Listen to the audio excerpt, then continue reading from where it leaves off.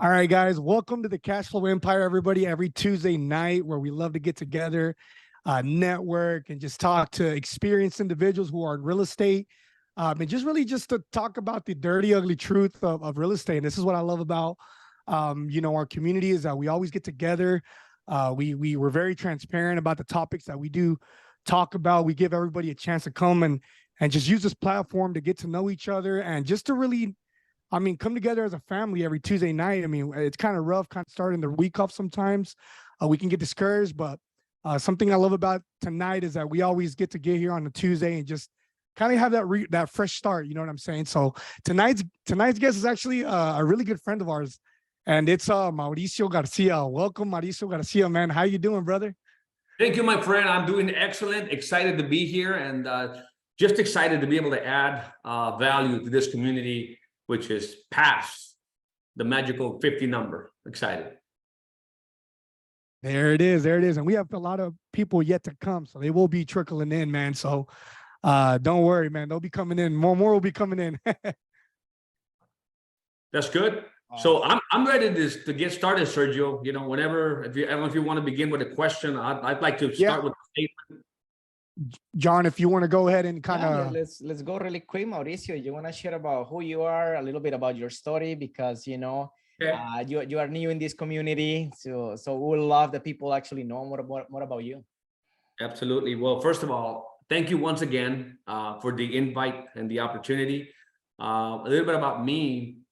Obviously, I was born and raised to the age of 8 in Mexico, came here at the age of 8 years old until I was 14, came back at the age of 18, and found myself trapped in a job. And a lady from Colombia says, you know, in this country, you're going to be financially successful as soon as you learn how to master a skill that can solve a bigger problem to a community out there. Make a long story short, I got my insurance license and other financial licenses back in 1998, which is 4 years being in the industry. And I have just been polishing my craft in that sector for over 2 decades now. And I've worked with, very simple financial cases to the most sophisticated, complex cases. And I find that in the end, most people, as they go through life, right, they go acquiring assets. That be real estate, there could be, 401k, investments, you name it. I mean, it's Social Security, everything. And in the end, what everybody's looking for that money to do is to take care of them for those 25, 30 plus years that will be in retirement, which is quite of a challenging thing to do. Considering taxes, considering inflation, and considering the fact that it doesn't matter what market you're in, you're going to be facing some volatility. Obviously, there is a big difference when we speak about volatility between the real estate market and the stock market and most other markets. But still, it's a challenge, regardless of how you look at it. Being able to retain the lifestyle that you were used to while you were working for 25, 30 years or more is a challenging thing to do. So you need to definitely have a strategy to be able to mitigate inflation, taxations, volatility, right, and taxes. So just excited to get started. I have 5 points. I sort of selected 5 things that I believe this community will value and get several epiphanies in this hour that we'll be together. Awesome, Mauricio. So let's I love your story, man. How you started, right? So let's share that story really quick, man. How is that you came from you were working in a factory. So yeah. I don't want to actually miss the story. So I love to listen to you. So just go ahead and share that with everybody. Yeah, thank you. Well, listen, everybody here is a real estate investor. I'd like to ask you a question. It's not a gotcha question. I'm just curious, okay? Because every time I ask these questions in audiences, I get very interesting responses. Use the chat, if you may. Just type in the chat. What is the ROI on home equity? Just an open question. What do you think is the ROI on home equity? I love that question. What do you guys think? That's my question. That's my intake. He said 0. 0. Come on, don't be shy, guys. Just go Don't be ahead, shy. guys. 7. Okay, we have people that say they completely don't know, which I'm honestly one of those people. Negative 25. All right.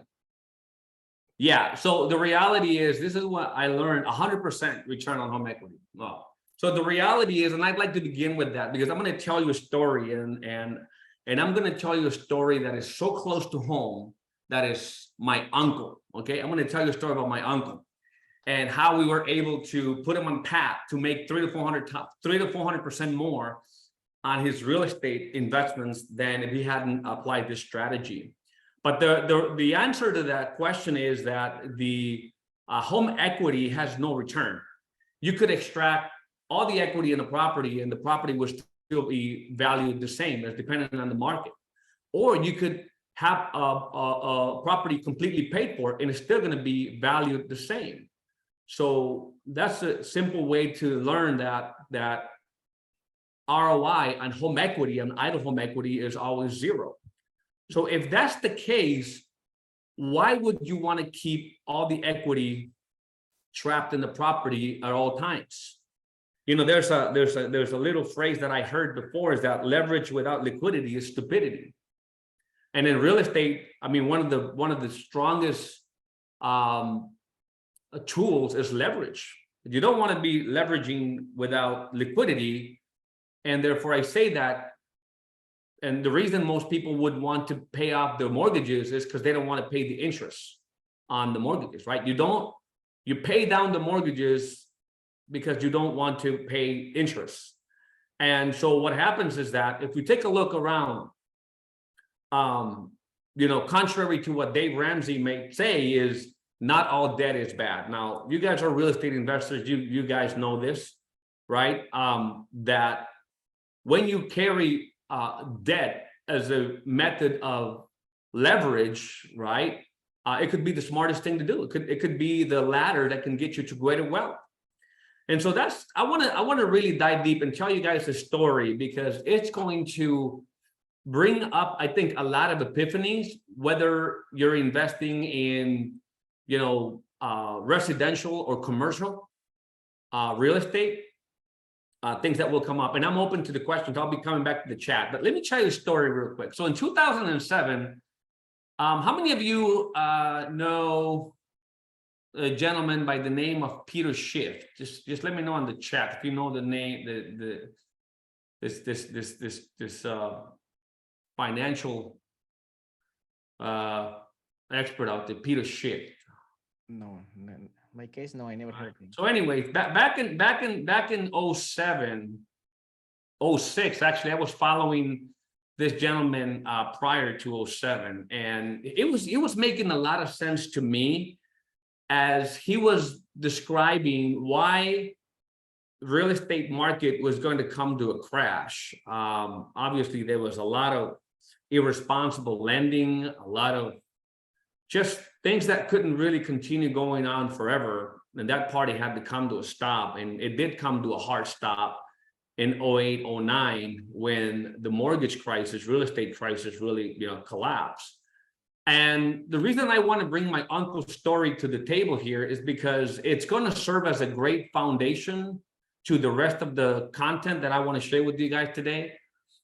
Because it was making sense to me. And I always knew at that point, I had already known that equity inside of a property was earning 0% rate of return. And I had already learned the power of being able to pay simple interest that's deductible and earning compound interest that's tax deferred. And even better if it's tax free. Because once you put those two horses in a race and you give it enough time, you know, you could accumulate an extra $1 million just by having the equity working for you, earning compound interest, if you're only paying simple interest that's deductible, if you know how to do it properly. So I went and I told my uncle, hey, uncle, you've got a lot of equity trapped in the property. And what if the properties do go down in value? I mean, if you mortgage it to the hilt, It doesn't matter if you're going to pay interest because you're going to earn interest, and you're going to pay simple to earn compound. But let's say you mortgage it to the hilt. You're not going to go shopping for a car. You're not going to go spend that money. You're going to put it on a side fund. You're going to put it on a safe side fund where it's liquid, just in case things go south, you know? And well, what happened is we actually took out $100,000 out of that property, out of his property in 2007. This is obviously late 2007. And what we did is we decided to fund something I'm going to talk to you a lot about. So just bear with me, because I'm giving you the backstory to then so that you can then appreciate the vehicle moving forward. But what I did is I said, look, if you take out this 100 grand and you put it in a side fund here, we're going to put it in this thing called life insurance, which he was obviously puzzled. He was like, what? Life insurance? I don't know if I want to do that. You know, what, how does that make any sense? Because life insurance is something that costs money, right? I said, well, not all life insurance is the same, because I'm speaking about a life insurance, a type of contract that you design where most of your cash is going to be earning interest, and a very little of it is going to be paying for the death benefit that carries the life insurance. Anyways, I went to the whole illustrations that I'm not going to run with you right now, because you need to get, we want to get to the real meat of it.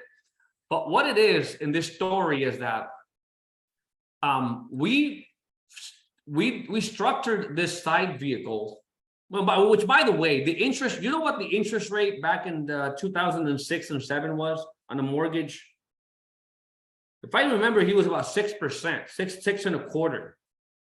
I think he's great credit. I think it was 6.25% that he's paying on that mortgage, 30-year. And so we took the 100 grand and we took it out. And obviously the life insurance policy, the key to make sure that it performs like a super raw, you can't throw $100,000 into it year one, because there's obviously some rules set by the IRS in terms of what is the amount of money you could put into it so that it would still be considered life insurance. It's not an investment. And I wanted my uncle not just to have liquidity, safety, and a major or greater rate of return than in whatever he was paying in the mortgage, but also I wanted him to get this money tax-free. So what we did is we set it up where he put $20,000 a year over a 5-year period. So in the interim, we put the 100 grand in a high yield account. There's actually some instruments out there that would pay you to put a good rate. It's not necessarily a bank, but you could find some of these other products inside insurance companies that typically pay a little bit higher than that. So make a long story short, we funded year one with 20,000. Year two, guess what? The mortgage and the real estate prices hit. He lost his job. So he did not make the second contribution to the policy, because he needed some money to weather the storm. And this is where I say that, you know, liquidity is so critical, because putting too much money towards a property and trying to pay it down as fast as you can, I think it puts the investor or the homeowner at risk, because it's the hardest money to get to when a crisis like that hits. Because you've got to prove, you know, your ability to repay. And if my uncle had all the money in the property at that time, and he's really the only breadwinner, if he had not had the $100,000 outside the property and lost the job, and he would wanted to get money back, he wouldn't have been able to get a loan because he doesn't have a job. And maybe some of his other debt, like car payments or credit cards, would have defaulted because he wouldn't have made it. So a series of disasters would have followed. But that didn't happen because he had liquidity. So anyways, he didn't make the second contribution to the policy, but he made the third, the fourth, and the fifth. So in total, he put 80 grand in the policy, and he used 20 grand to weather the storm. So fast forward 2021, This is the latest one I was able to find right now without logging into an account and give you the most up-to-date, which I'm sure is bigger. But it tells the story, which is a little bit over a decade, from 07 to 2021. That cash value in that policy or that equity that was extracted from the property is now $227,000. Right? His home is worth what it is. I mean, his home would have been worth the same whether he had leveraged this 100,000 or not. Now, many of you may be asking or maybe questioning, like, yeah, but he's been paying interest on that mortgage for that 13, 14 years. And that's true. But he's been deducting on that for that decade. And he's got $227,000 of liquid cash in the cash value. If he needed any money right now, it's a lot easier for him to get 227 or even go and buy a property. He's not a real estate investor. I mean, as a matter of fact, if I was him, I'd be leveraging this money to do all kinds of different things because I know how to go and where to go and double money, right? But for him, he just wanted more liquidity, more safety, rate of return. He's got 227. The cost of insurance is $700 a year for like $370,000, I think is the policy here. About $369,000.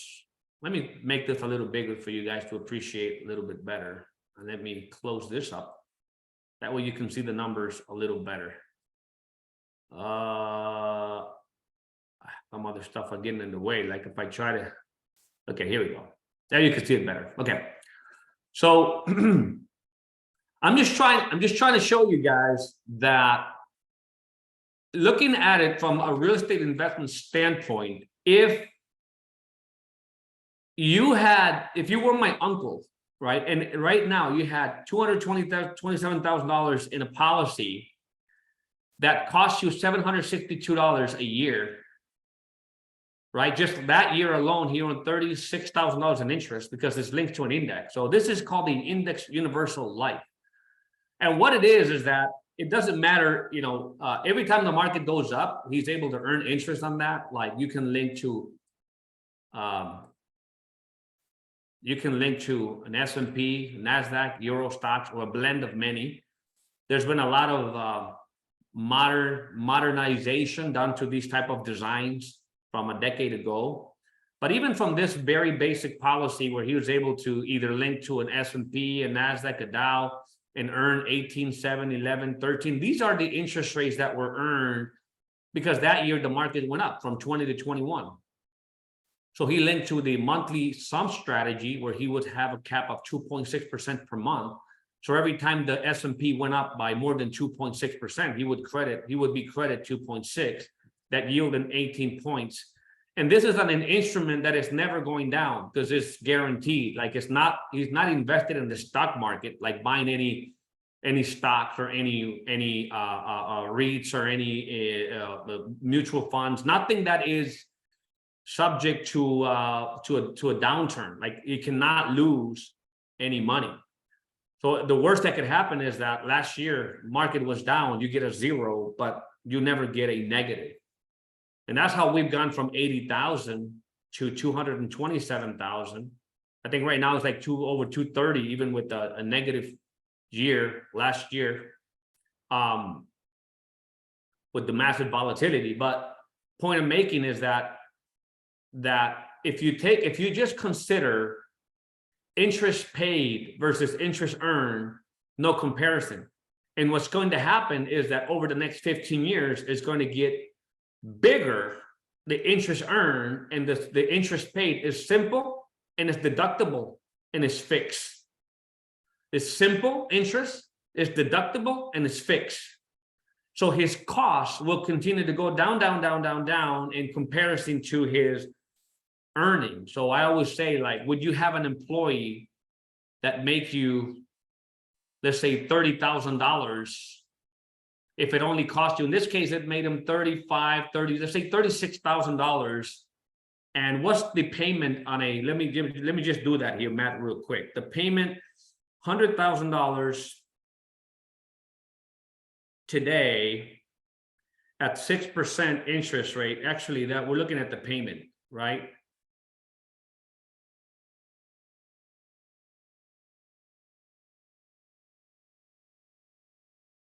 All right, who can figure out quickly, because my computer here is something. Okay, well, who tell me what the amortized payment or the interest payment on 100,000? Because simple interest is obviously 6,000.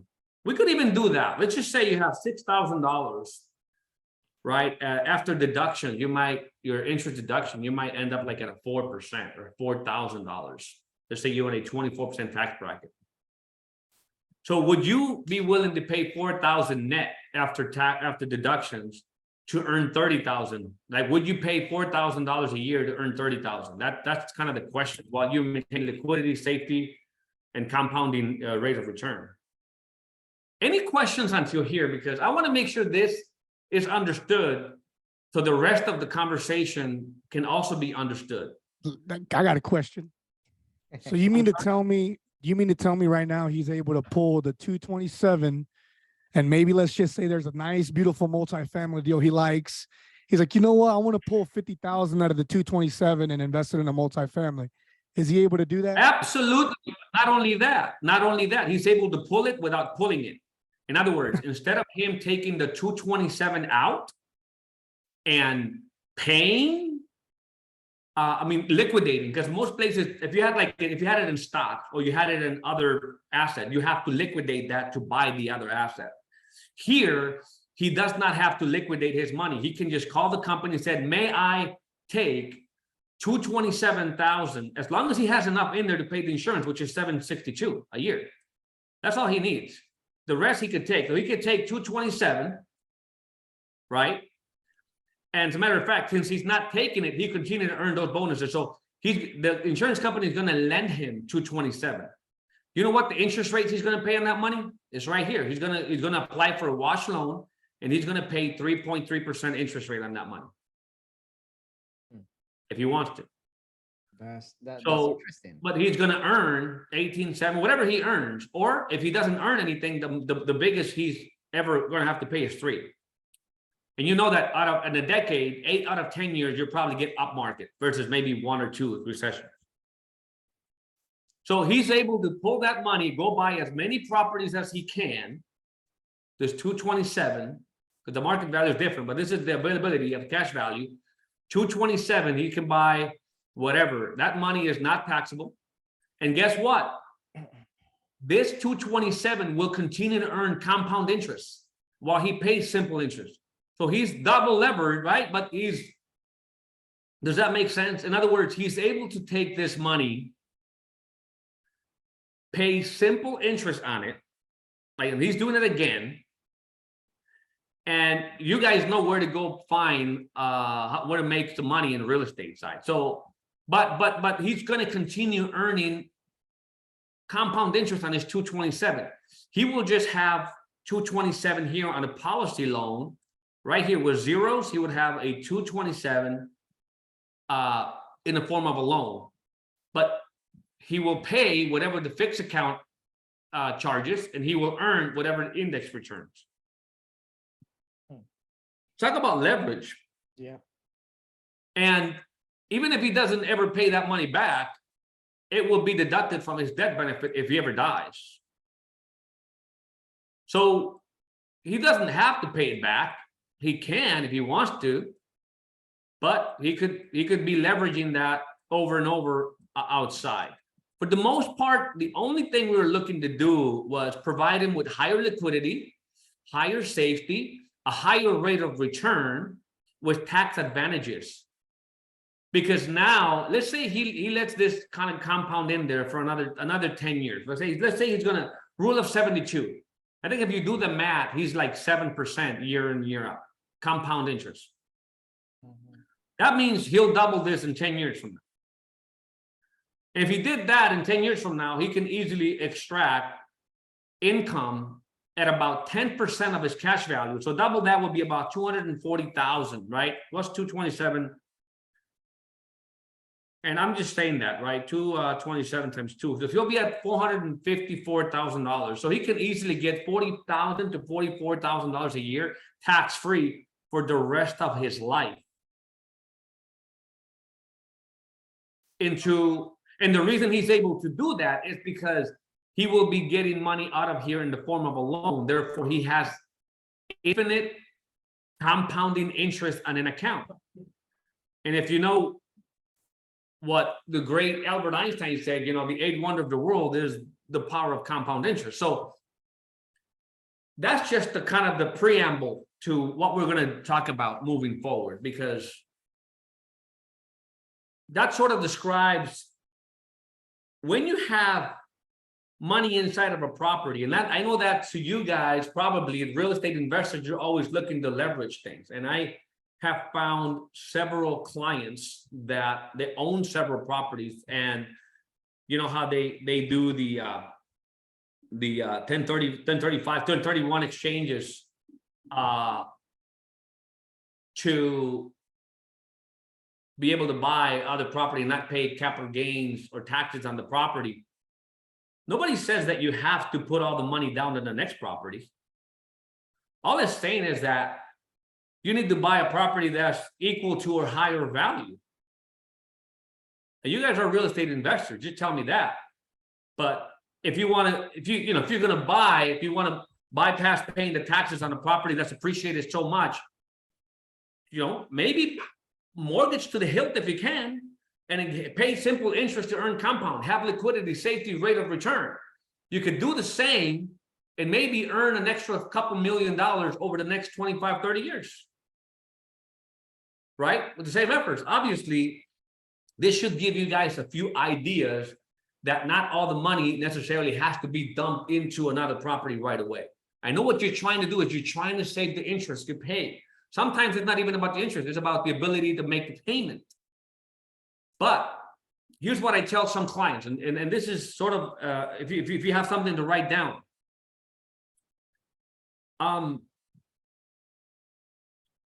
If you are able to make the payment, especially with residential, like, especially with primary residence, like,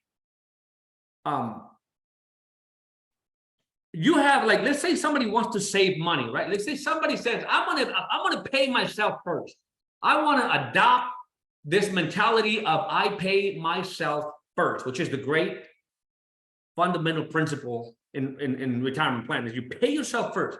Put yourself in a position to be paid first so you can start saving some money, especially for those of you that may be looking to get into investing in real estate and you don't have the money to do it right now. You first have to get into a position to pay yourself first. And you're looking and you're thinking about maybe putting money into a Roth IRA, which is a great plan. It's all tax-free and everything. Or a Roth 401k, which is all great. But just know that the dollars you're going to save are 70-cent dollars, because putting money into these plans that will give you some sort of liquidity for you to then be able to invest in real estate, you know, before you put the money in there, you had to pay the federal, the state, Social Security, you had to pay all those taxes. So every dollar that you're saving are 70-cent dollars. But what if instead, and this does not apply to everybody, but for those to whom it could apply, let's say you extract $100,000 out of an equity of a property, and then you make your mortgage payment to be your savings account. Because of the deductibility of the mortgage interest deduction, you actually, you know, you extract $100,000. You're able to invest rather quickly because you have 100 grand, and now you're getting a full deduction, or most of it, because the first years of a mortgage typically is interest. So you're getting a high deduction on that $500. So you're in essence saving $100 dollars per se. It's just a way to change it. It's the same effort that you're going to put into saving $500 a month that it is to pay a $500 mortgage. Same effort. It's just that when you save about $500 a month after taxes, it's actually more like $600. And when you make a $500 mortgage payment, because the deduction, it's like you're leveraging, like you're maximizing every dollar that you're trying to grow.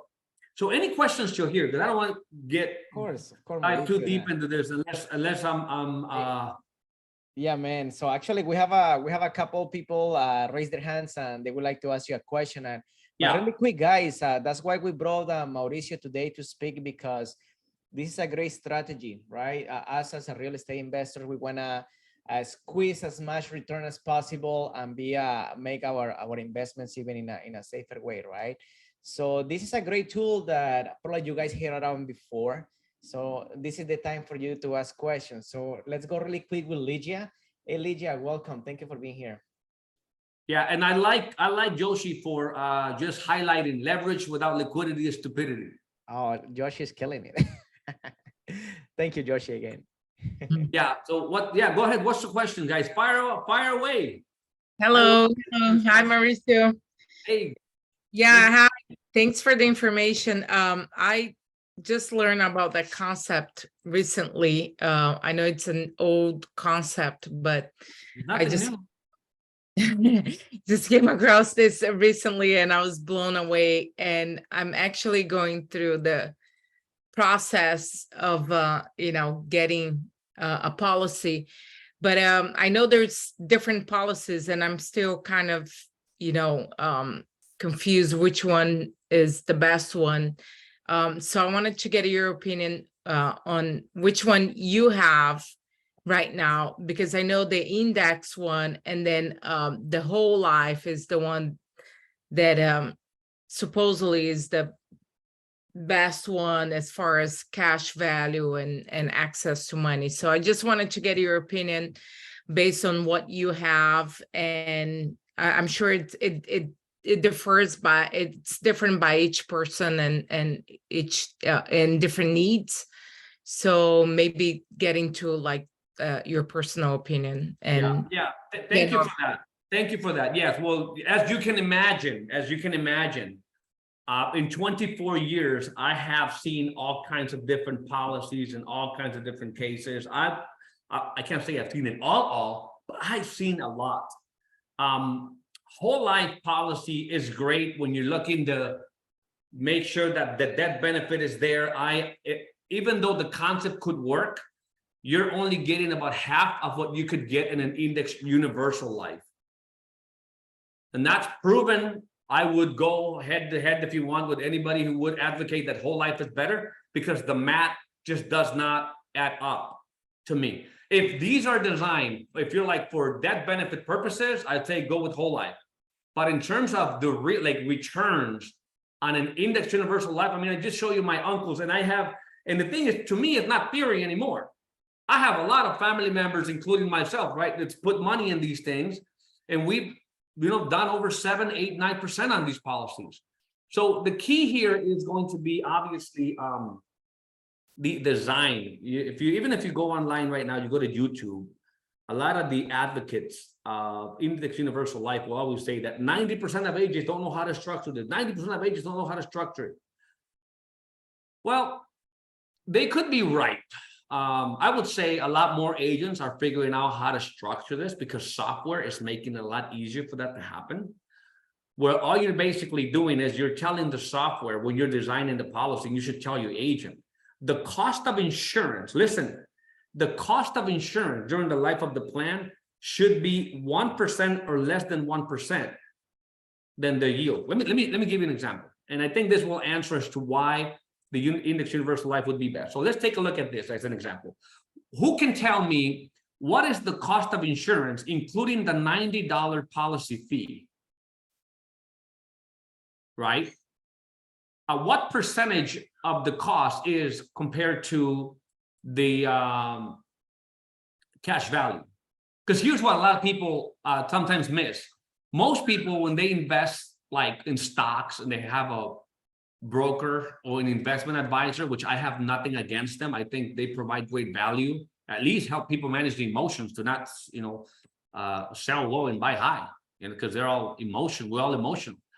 But the reality is, that's when you are in a volatile market. In the index universal life, you're never losing anything. So here's the question. This client, this uncle of mine, has $227,000. If he was over at Fidelity, or he was over at Charles Schwab or Raymond James or whatever, he'd be paying at least 1.25 points for the investment advice. right? For the managed money. So 227,000, how much would that be? 227,000 times 1.35%, which is, I saw a client yesterday that was paying about that. That's $3,000 a year paid quarterly, right? That's $3,000 a year. And anywhere else, right? If you put it anywhere else, it would, the fee, even though it's still at 1.25, 1.35, is the same, but the dollar amount is higher. Well, this is probably not part of your question, but I did wanted to bring it up because when people tell you, like Dave Ramsey, that life insurance is so expensive, that's trash, I want him to see this because he doesn't know what he's talking about. The cost of insurance is $700 a year. I'm sure that's less than the mutual funds that he's pitching and the 12(1)B fees and the investment advisory fees, because in reality, it's like 0.35%. This is a decade in, and it's going to keep getting cheaper and cheaper as the years progress, because the more cash value the client has, the less risk to the insurance company, therefore the cost goes low. And this is 53, he's now 63. So what is the percentage? Isn't it like 227? Like, what is the cost? 762 plus $90 policy fee. That's 852. At 227. Do you guys see where I'm taking this? 227, let's say times 0.35%. Yeah, it's less than half a point.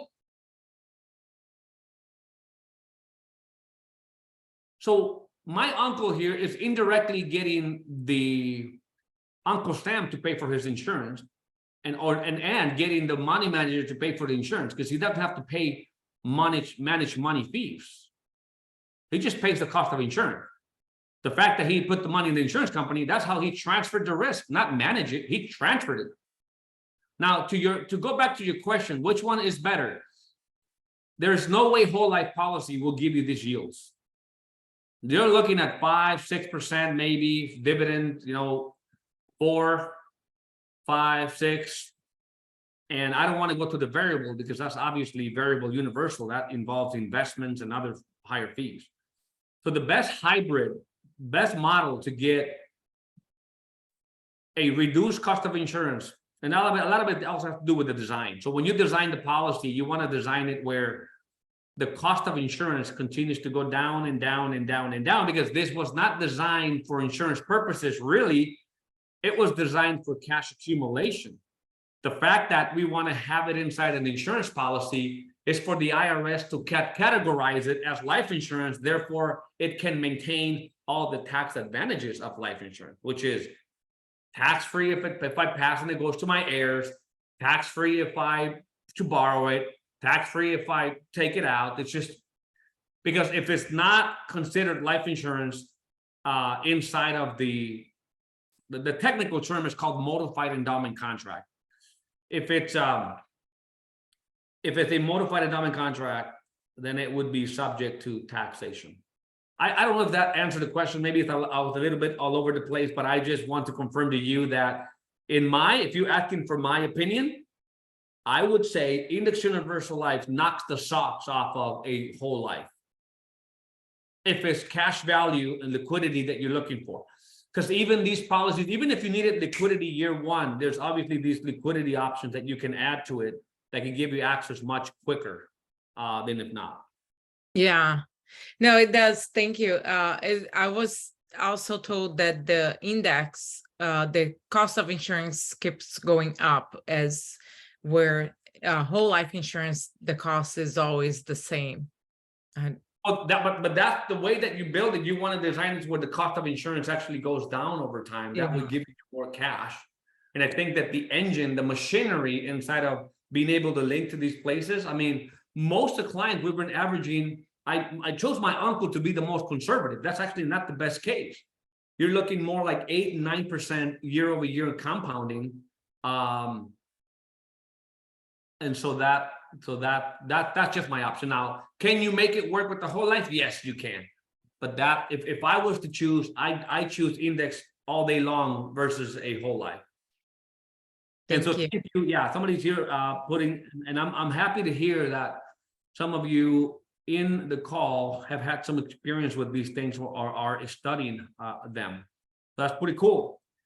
So yeah, that's that. Now I want to dive into another thing in this last 15 minutes that we have, because here's what I found. It doesn't matter what vehicle you're using to grow your generational wealth. Some people swear by the stock market and they make their money there. Some people gravitate toward real estate. Some people have a diversified approach, right? Some people are just in banks using CDs, right? At the end of the day, we're all growing this thing to then live off of it in retirement. And tax deferred is nice, it's cute, but tax free is even better. And I think that if I can give you just one last thing today, wouldn't it be nice if you were structuring yourself along the way so that when you actually take the money out, it could be completely totally tax free. I don't know if it's just necessarily to be real estate. I mean, if you had all the money you need and all the income, all the cash flow you wanted, does it really matter if it was real estate? Or is it just the cash? If it's just the lifestyle, is it just the financial freedom? Because what I found is that it's not really the vehicle, but it's the outcome. So here's what I'm trying to show you guys. So, and let me know if you've heard this before. I'm sure some of you have, because it's a very simple concept. So I came across a gentleman of Traverse City, Michigan, that taught me this very big lesson.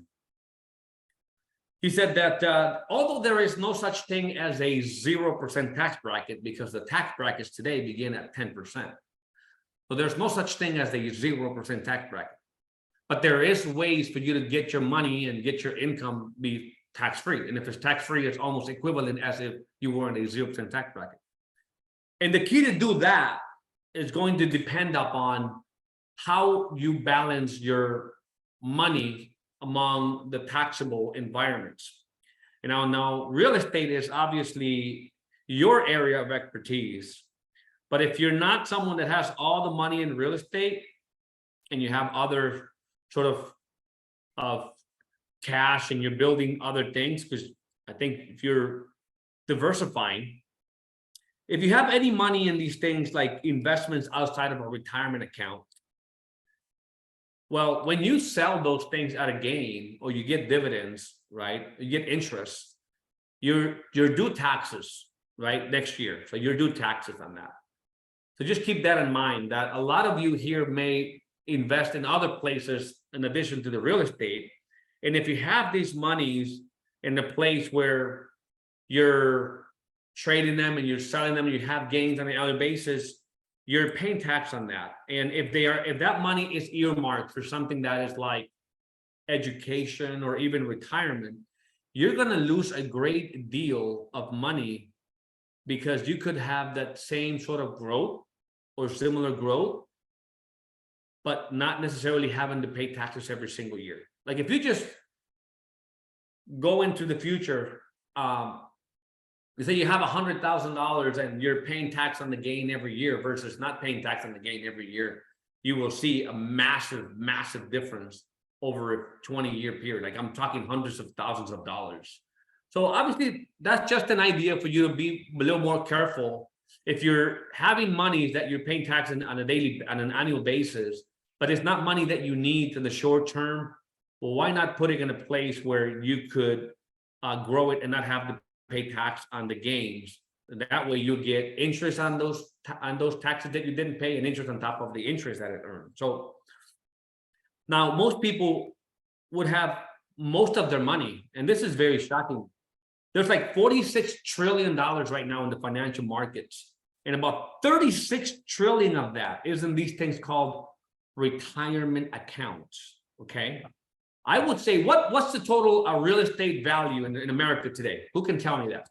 Who can Google that real quick and just say, what is the total real estate values in the United States today? Somebody put it on the chat, because I'm not going to go on to Google, but if you can help me.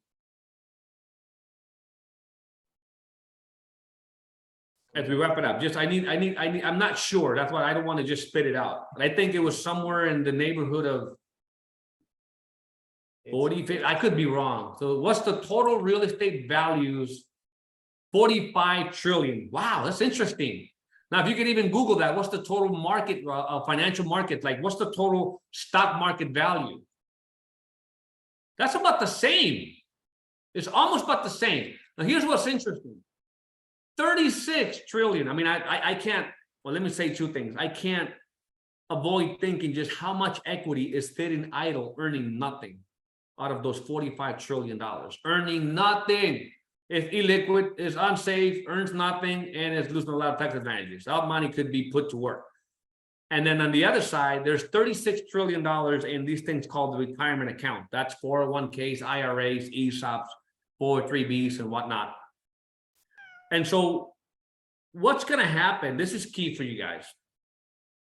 What's going to happen is that out of those $36 trillion that are in these retirement accounts will continue to compound over the next decade, 2, 3, 4 decades. Most people's plan when it comes to these retirement accounts is to just continue to defer, because they like to look at their statement and say, oh boy, I'm doing a great job. This money is you know, that amount of money, it looks good, and hesitate to really understand that possibly about half of that money is not even theirs, right?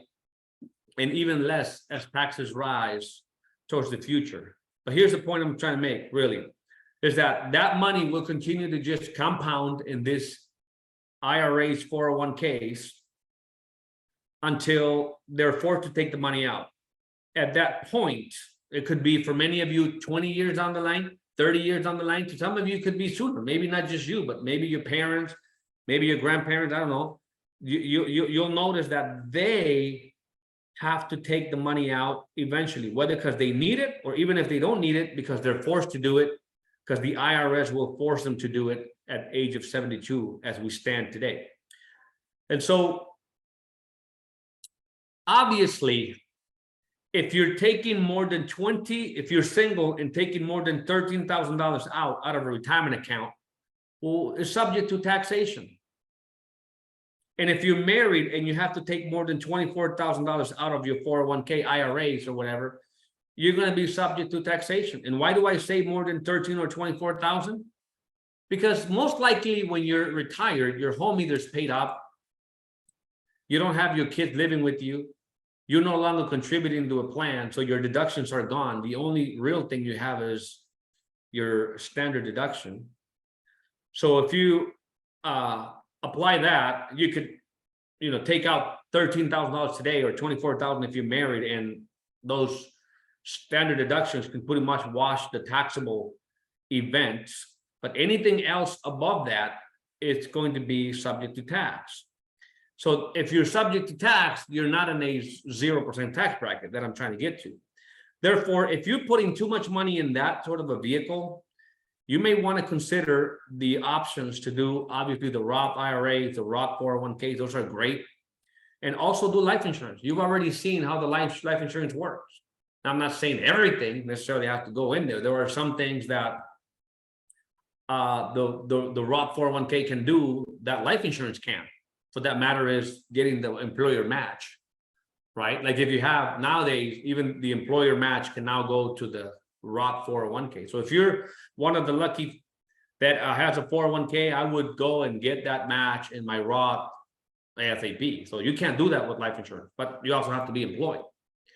So point I'm making is that the more money you have, the more you want to move and really max out your Roth 401s, your Roth IRAs, and use life insurance. Life insurance, of course, we like because it's more liquid than the Roth. It's more liquid than the 401 because those are not subject to the 59.5 rule, right? Preventing you to really extract any money without penalty prior to 59.5. So I love that liquidity and the fact that, hey, listen, if I need insurance anyways, I would much rather have Uncle Sam pay for it indirectly. So the life insurance it shouldn't be looked at as a bad thing. It's actually a great thing. And then maximize that, because when you actually end up in retirement, if most of your money is coming from Roth, from 401, from a Roth IRA, Roth 401k, and life insurance, you're literally in a tax-free environment. Now, if you're getting rental income, that's called provisional income. And if you make over $25,000 a year in rental income, which most of you already do that, if not, you're going to be in that place if you keep investing in that. I mean, it's just to know, not to stop you from doing that, it's just to know that rental income is considered provisional income, and the definition of provisional income, it is the amount, the type of income determined to the type of income the IRS uses to calculate whether or not you're going to pay tax on your Social Security. Now, many of you, I see very young people here. I don't know if you're counting on Social Security or not, but if you are, anywhere beyond 25,000, 50% of your Social Security is taxed. Anywhere between 44,000, this is if you're married, up to 85% of your Social Security benefit is going to be subject to taxation. So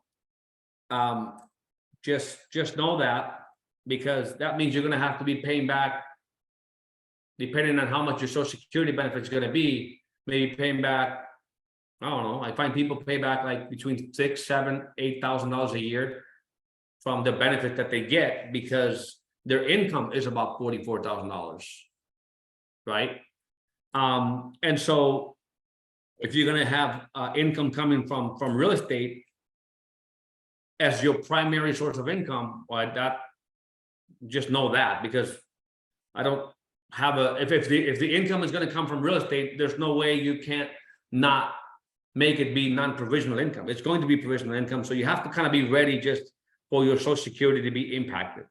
I haven't yet figured out a way to resolve that, other than some of the things that our clients are doing, which is slowly liquidating and going towards more of a product that will give them the income that they need without having to have the real estate over time. So I do have a comment, Mauricio, if really quick. I just can't believe that, man. Growing up, everybody would bring up life insurance, and I was like, man, I ain't got no kids. I ain't married. Why do I need this? So I honestly just brushed it over, my shoulder. So I just want to really just quickly say that I think it's just crazy how I just learned, man, recently, man, and thank God I ran into you, man, and just I heard you talk, and Peter, and just really educate the community about the pros on how we're able to leverage these policies to be able to invest in the real estate, because the reality is, man, is a lot of people don't know where to start, man. A lot of people don't know where to start. A lot of people don't have the $100,000 or the $75,000 to invest into multifamily or single family homes. So I think this is just a great vehicle, man, just to get started overall. Yeah, well, think about this. Imagine somebody is able to save $100, $200, $300, $400 a month. Here's what I think I'm missing the biggest message, and I got too distracted over provisional income over there. But here's the thing. You're good. I tend to do that. I woke up with vertigo today. Vertigo. What's it called? I was just completely dizzy. So I need to get well for our meeting today. But here's the thing: is that even if you're putting 100, 200, 300, $500 a month, just imagine a year, 2 years from now, you've got that cash value. You're able to borrow against it without you pulling the money out. When you learn the power of compounding, it's just infinite compounding, and compounding inside a whole life or index universal life becomes more of a reality. And the reason why is because there's no drawdowns. If you have the money in any other place where you actually have ups, peaks and valleys, well, every time you get a valley, you're just coming back. That's not compounding. But index universal life, you never go back. So the compounding, it becomes more of a real thing. So point is that if you can forever compound on your money while you can leverage it and buy property and buy and diversify and buy other assets, income producing assets, man, you're getting 2 to 3 times more for your money. You're doing 2 to 3 things with the same money, right? The key, and I love the fact that you guys are awake in terms of it is depending on the design. Yes, it depends on the design. The cost the way the whole thing's structured, it is dependent on the design. And I'm obviously willing to give you guys a second opinion. Like if you wanted to see something to be done on yourself, let's say, just like Sergio was saying, look, I don't have 100,000 yet, but I'd like to be able to start putting money away. And then it's almost like having your cake and eat it too, like grow it and have that vehicle to be a vehicle that can be a significant source of income when I do retire. But at the same time, I'm able to take that money and leverage it in other things where I can earn money on my policy and earn money outside of my policy. I mean, doesn't get any better than that, because you don't have to be liquidating an asset to be able to buy others, but just leveraging it. That's the concept that you have heard, which is your own sort of family bank. It works. You just need to make sure that you're looking at it as a long-term, not even a long-term, for life. If you're going to get a policy, make sure it's a policy you're going to keep, not for 10 years, not for 20, not for 30. You're going to keep it till you die, because you're always going to need a place for that money to be anyways. So you want to keep a policy until you die in order to be able to really get all the advantages that you need from it. And as I was saying earlier, at first to me, it started as a concept that I read in books, but now that I have clients in it for 18 years, 15 years, and I've seen what these things have done, obviously I speak about them a lot more passionately because I've seen it in myself and with the clients. It says, yes, but also a lot of us have been sold the whole 30-year stuff. And I'm like, nope. What do you mean by that?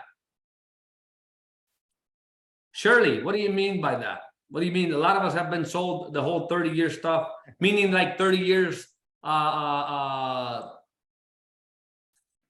years. The whole life thing, the whole life insurance, 30 years. And then after that, it's like gone. Obviously, you know, if you are a healthy person, right, you know that you're going to outlive the 30 years, right? So after that, I didn't see any value after that, right? So when you're speaking, I'm kind of like thinking about, okay, structure the insurance policy, right, to your life, right, to what you're looking to get at the end. And so that's what I've been looking for, and nobody has been able to be able to sell me that. Kind of like, okay, after 30 years. I hope I was able to shed a little light more. Oh yeah, absolutely. That's why I asked. I'm like, okay, what insurance products do you know of that can provide us with that? Yeah, so I want you to think about this, and I know we're almost wrapping it up, but it's just think about money is always going to need a house to be in, right? Because if it's on the mattress, it's going to be depleted and completely eroded by inflation. So it's always going to need a place to go. If you look at this example I gave you, that's why I'm like, what can I give you? I'm going to tell you guys my uncle's story. If you look at his case, and as time progresses, he's always going to have those indices working for him. He always going to have that vehicle there to help him grow that money. Even if he's not a savvy investor, right? You just link into these indices, making, I mean, if 8-9% is not good enough for you, you know, I know that anything higher than that will involve some risk. And by the way, let me just say this, an 8 or 9% tax-free, it's like 12 or 13% taxable. So it's not actually, you know, it's not like, it's not competitive. It's actually pretty competitive. And so I don't think you have to think in terms of terms. That's just my humble opinion, is that you open one of these things, you want to have it forever. And what happens, we didn't even speak about living benefit. We just spoke about what it does for the cash value and what you could do to leverage it to do other investments. But you also have to keep in mind that that cost of insurance that is there, that insurance policy could be the wall, that brick wall that would protect your other wealth in case of a terminal illness, chronic illness, even losing your mobility. Like, you know, if you became, if you couldn't get up from the bed and cook your own breakfast, I mean, then you could use that life insurance while you're alive without having to use your cash or other assets. So I hope that that it helped. I go back to Sergio. I know we're wrapping it up. Jonathan, Sergio. Yes, you're good, man. I didn't even Manny, cover all my points, but of course, maybe man. Mauricio, thank you, man, so much for your time. For you guys, just letting you know, probably do you about Mauricio before we, you know, we know that you're busy and everything. So do you have time for maybe 1 or 2 more questions? We have a couple people that they raise their hands. yeah, It's gonna be yeah, okay. yeah. I have about 10 more minutes. You got it. And also, if you guys notice, Joshi has been posting the chat in the link for booking a call with Mauricio. If you guys have further questions, you know, it's a different one, right? Because you know, you guys in a different situation than some other ones. So Joshi is gonna be posting the chat for book a call with Mauricio. So we'll make sure that you guys have your time and speaking with him too as well. So, but let's go, Anya. Thank you for waiting. And do you have any questions, Anya? Thank you for joining. Aloha. Aloha Hi. from Kauai. Yes. Yeah, so this is Mauricio. Thank you so much. You're like literally godsend because I'm enrolling into you. I'm sure you know what family bank is. Yes. It's Yeah, okay. that concept, the infinite banking concept. Yes. Okay, so I'm enrolling. I got an agent. He's already wrote everything. We all went through. Now you just like blew kind of my mind, and I was investing about, I'm thinking $5,000 a year. Would you say that I should really up it up to like, is it 20 you said that is max, or? No, there is no max. I have clients converting from qualified accounts up to 200. As a matter of fact, to be honest, I have clients putting in as much as 600,000 a year right now. Okay, well, I don't think I can make that, but. No, but I wasn't trying to brag nothing. What I'm saying is there is no max. See, Wow. like the Roth and the 401ks do have max. The government in the life policy, you first determine how much you're going to fund it with. That's key in the design, is you have to know ahead of time how much you're planning to fund it with. Because once we know how much we're going to fund it with, we can then go ask the software that basically will have the IRS guideline. What is the minimum required amount of insurance that you must carry to be able to put that amount? And in the proper design, we have to make sure that during the life of the plan, the cost of insurance is no more than 1% of the yield. So if we're going to be 8% on average, you want a net 7. If it's 10, you want a net 9. You know what I mean? So that's where the key is, making sure, like you saw in the case of my uncle, it's actually less than half a point, the cost of insurance. That's how you want to design it, to have the growth, the liquidity, the safety, and all that. So there's no there, and that's another advantage of life insurance that are not available in the traditional 401k or IRA, because they are capped to. Okay, beautiful. Thank you, Annie. And by the way, I mean, let me just emphasize that without any commitment to your side, I don't know how else to say it. I'd like to give you sort of your case study, so that for you to review, for you to look at it, even if you've done something already, see the difference, especially those of you that have the whole life. I just want to show you the difference it makes time, so that you can determine how to move forward after that. I scheduled an appointment with you tomorrow already, so I'll see you then. Thank you. Thank you. We'll see you. Okay, bye-bye. Okay, I think Dana, actually, Jonathan, you want to lead it? Who you want to give? Yeah. So we'll go ahead and we'll go with Diana. Yes. Hi, guys. Hi, Mauricio. Great information. I have a quick question. So I know very little about life insurance, and I have life insurance for myself and my son. And that's as much as I know. All I know is that, God forbid, if something was to happen, right? That he's covered and I'm covered. But as far as like, does all life insurance have a cash net?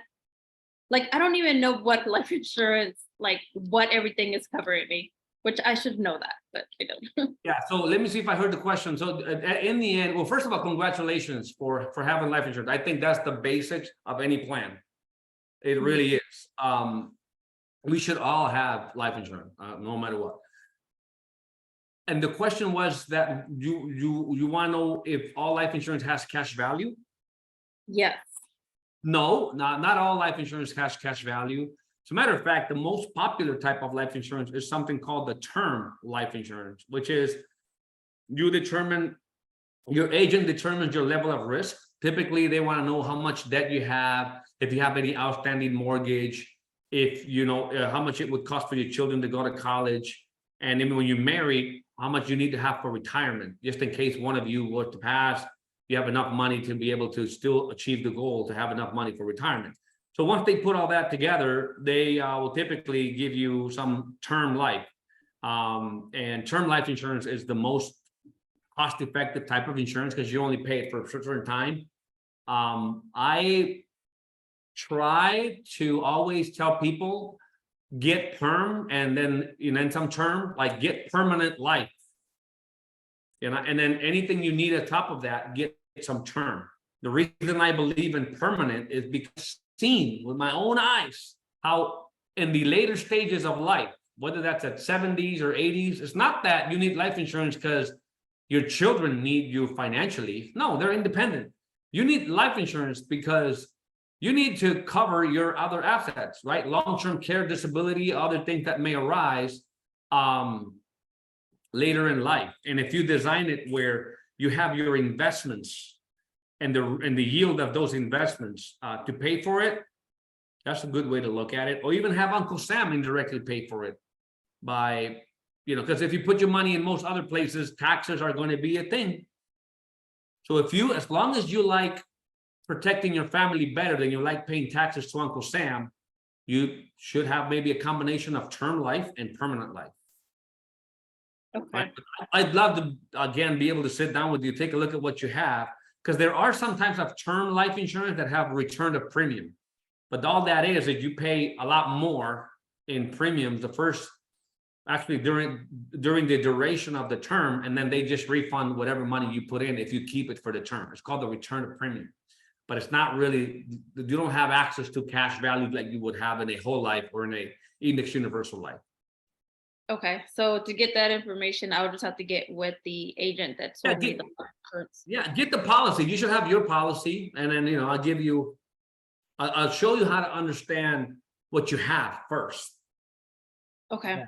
Okay. Then I'll get that, and then I'm gonna schedule a call with you so I can get a All full right. understanding about that. All right, thank you guys. Thank Yes, you guys. It looked like a lot of people started booking at once because the link just broke. But right now, Joshi, she posted the new link on the call. You guys are interested in going and speaking with Mauricio, because this is more as a one-on-one conversation, right?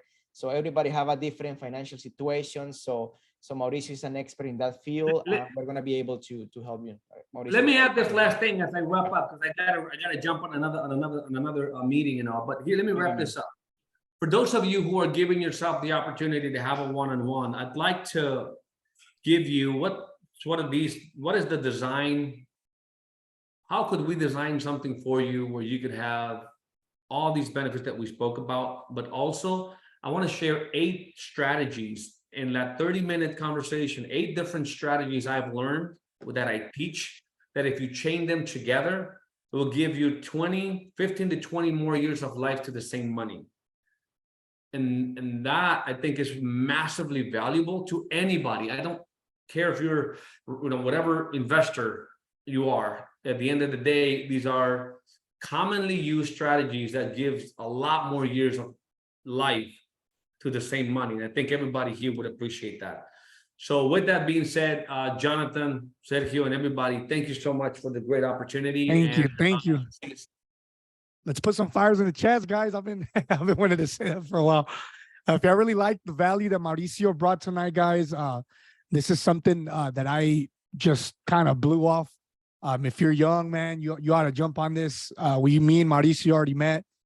We got me going. So, like I said, book a call. Let's get you right, and let's just kind of go from there. But other than that, Mauricio, thank you so much for joining us tonight, man. We really appreciate it. And we're looking forward to talking to you pretty soon. Likewise, my friend.